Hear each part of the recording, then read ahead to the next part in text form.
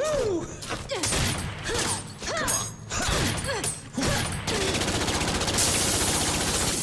Ooh, I love a fast woman. Shut up!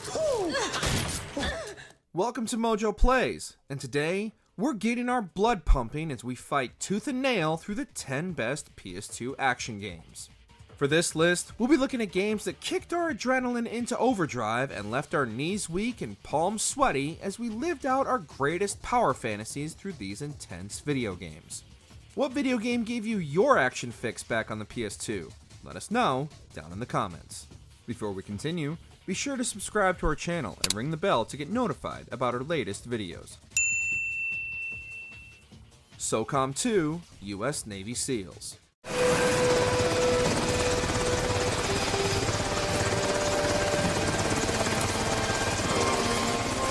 While the genre is primarily dominated by the Tom Clancy license nowadays, for tactical, militaristic gameplay, there was no better option than the SOCOM series, and SOCOM 2 remains the benchmark for the franchise.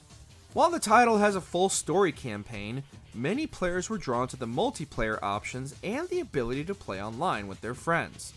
Within the world of SOCOM, players had to think more tactically than their standard third-person shooter, and in particular rely on their allies during multiplayer skirmishes, although you could always opt for the full Rambo approach, but unlike other tactical shooters, this one would punish that type of gameplay outside of scripted story sections.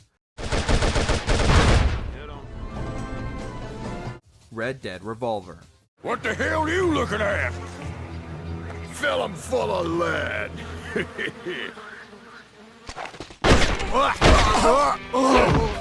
John Marston and Arthur Morgan owe a debt to Red Harlow, for without him, there would be no redemption to their names.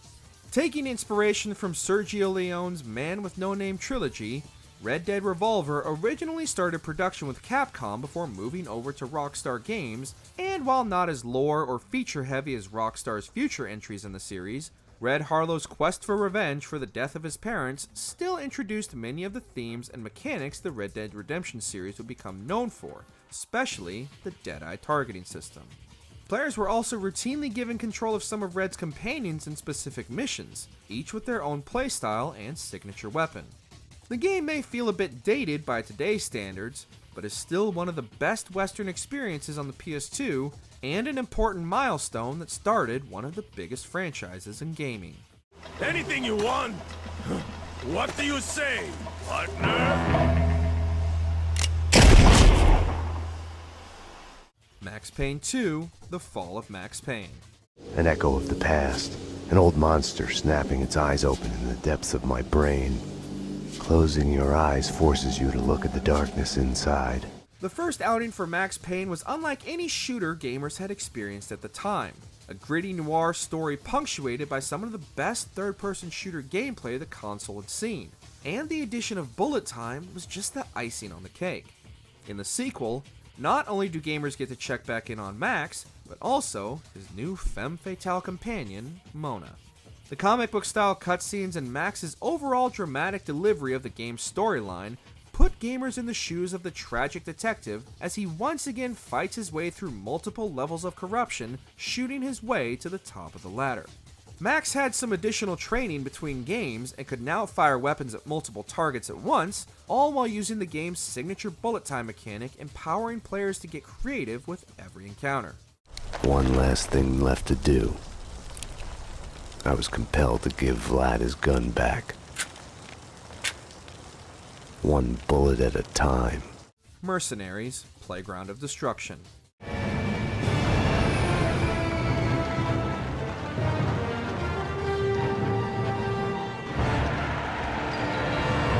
The PS2 had no shortage of games that just set the player loose within its world to cause all manner of untold destruction, but few gave players an arsenal to bring with them the way Mercenaries Playground of Destruction did.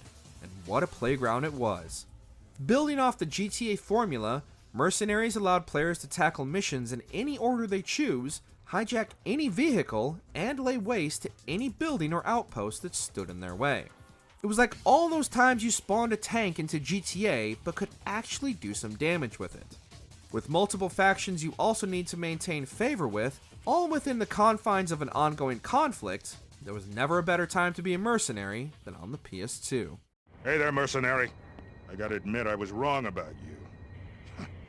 Okay, so you make a mess, but if that's what it takes, it's a price I'm willing to pay. Grand Theft Auto San Andreas. You picked the wrong house, fool! Hey, Big Smoke! It's me, Carl! Chill! Back when Rockstar was capable of making more than 2 games in 10 years, gamers were spoiled for choice and had multiple titles to choose from to explore in a series that redefined the open world genre. Within 3 years' time, Rockstar managed to continuously build and perfect the formula that would be replicated across the industry, and at the time, their benchmark was in a trip to San Andreas. Players were given one of the series' largest sandbox to play in at the time, and could even customize their character, giving them different hairstyles and body types, all of which would be represented in the game's numerous cutscenes. San Andreas not only acted as a swan song for the series on the PS2, but arguably was also the last truly outlandish and over-the-top adventure before the series took a more serious turn. I'll have 2 number 9s, a number 9 large, a number 6 with extra dip, a number 7, 2 number 45s, 1 with cheese, and a large soap. Tomb Raider Anniversary. I find it is love alone remains untainted by academic dogma and open-minded enough to see this truth.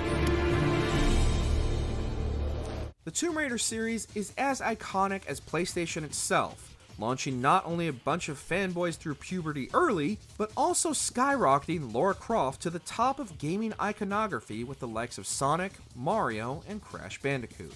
After taking over the reins from series creators Core Design, Crystal Dynamics had the unenviable task of bringing Lara Croft into the era of modern gaming after the abysmal Angel of Darkness put the series on hiatus.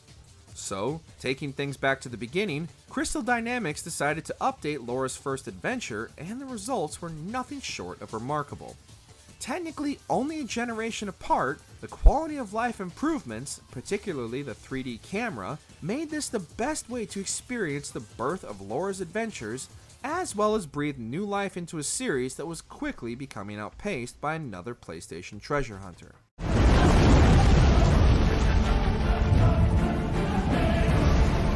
Metal Gear Solid 2: Sons of Liberty. Come on, time to go.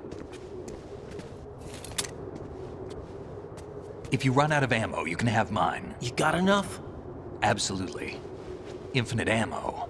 While Metal Gear Solid 3 Snake Eater might arguably be the better game, we have to give the nod to Sons of Liberty for the ability to lean further into the action side of tactical espionage action than Snake Eater did.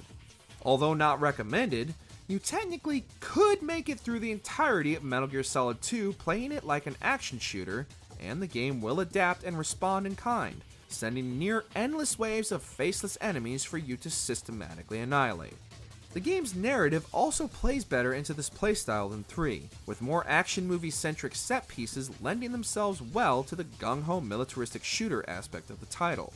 Plus, you can choose to play Snake as stealthy in the opening section, and Raiden as a gun-toting sociopath.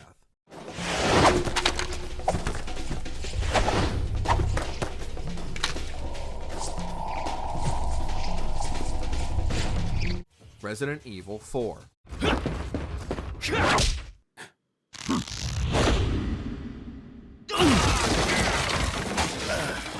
Just as the original Resident Evil birthed an entirely new genre of gaming, so too did Resident Evil 4 revolutionize not only the RE series itself, but also left a significant mark on the entire industry that is still felt today. The switch from the static camera to the over-the-shoulder perspective was revolutionary and became a staple of every third-person shooter from that moment on. While sidelining much of the series as iconic horror in favor for one-liners and roundhouse kicks, Resident Evil 4 managed to stay true to the basis of its roots, but put the focus squarely on the player having the absolute best time possible while headshotting and suplexing the Las Plagas with a much more confident and able-bodied Leon. Where's everyone going? Bingo? Devil May Cry 3: Dante's Awakening. I can already tell. The Looks like this is gonna be one hell of a party! The Devil May Cry series epitomizes everything the action video game genre is about. Silky smooth combat, classic one-liners, an overconfident and overpowered protagonist, and larger-than-life encounters with equally over-the-top boss fights. The original Devil May Cry game birthed an entirely new genre of action spectacle, and Dante's Awakening was undoubtedly not only one of Dante's best outings, but also one of the best action games for adrenaline junkies on the PS2. The weapons were more diverse, and the action was somehow even more over the top and in your face than thought possible, and the younger and cockier Dante was just what the series needed after the Demon Hunter's disappointing second outing. There's a reason the Devil May Cry series is so lauded by action fans, and Dante's Awakening reawakened the series into the action juggernaut it is even today. I love this. This is what I live for!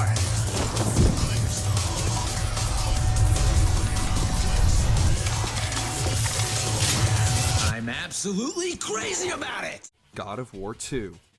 You will pay for this, Zeus. Be certain of that.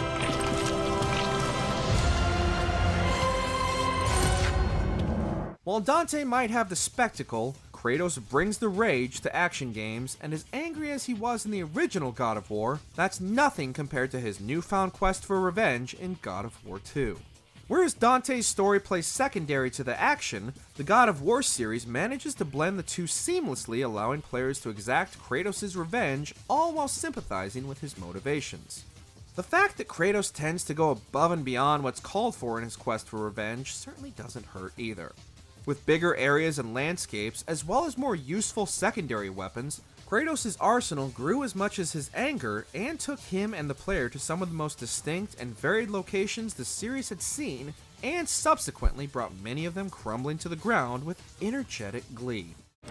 I have lived in the shadow of the gods for long enough. The time of the gods has come to an end. Did you enjoy this video? Check out these other clips from MojoPlays, and be sure to subscribe and ring the bell to be notified about our latest videos.